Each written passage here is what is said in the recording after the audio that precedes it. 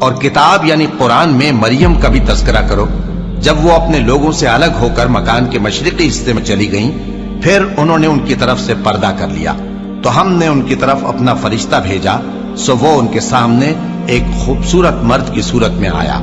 مریم بولی کہ اگر تم پرہیزگار ہو تو میں تم سے بچنے کے لیے رحمان کی پناہ لیتی ہوں۔ فرشتے نے کہا کہ میں تو تمہارے پروردگار کا بھیجا ہوا یعنی فرشتہ ہوں، اور اس لیے آیا ہوں کہ تمہیں پاکیزہ لڑکا بخشوں۔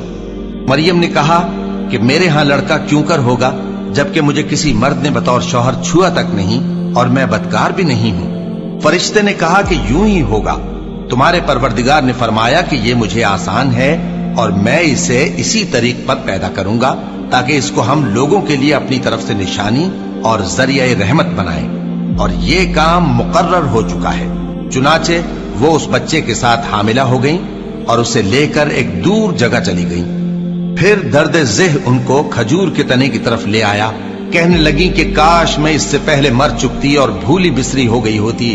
تب ان کے ٹیلے کے نیچے کی جانب سے فرشتے نے ان کو آواز دی کہ غمناک نہ ہو، تمہارے پروردگار نے تمہارے نیچے ایک چشمہ پیدا کر دیا ہے، اور کھجور کے تنے کو پکڑ کر اپنی طرف ہلاؤ، وہ تم پر تازہ عمدہ کھجوریں گرائے گا، تو کھاؤ اور پیو اور آنکھیں ٹھنڈی کرو۔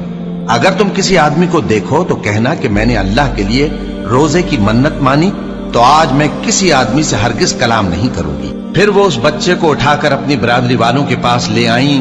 وہ کہنے لگے کہ مریم یہ تو تو نے برا کام کیا، اے ہارون کی بہن، نہ تو تیرا باپ ہی برا آدمی تھا اور نہ تیری ماں ہی بدکار تھی۔ تو مریم نے اس بچے کی طرف اشارہ کیا۔